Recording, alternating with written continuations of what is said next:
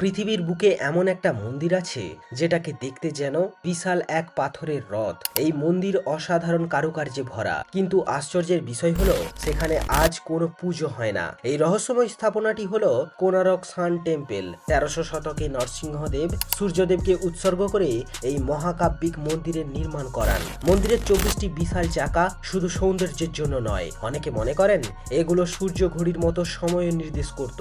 আর সামনে থাকা 7টি পাথরের ঘোড়ার প্রতীক ছিল সপ্তাহের 7 দিনের। কিন্তু আসল রহস্য শুরু হয় এখান থেকেই। কেন আজ এখানে পুজো হয় না? একজন জনপ্রিয় কিংবদন্তি বলেন, মন্দিরের চূড়ায় নাকি ছিল বিশাল এক চুম্বক, যার কারণে সমুদ্র পথে চলা নাবিকদের কম্পাস কাজ করা বন্ধ করে দিত।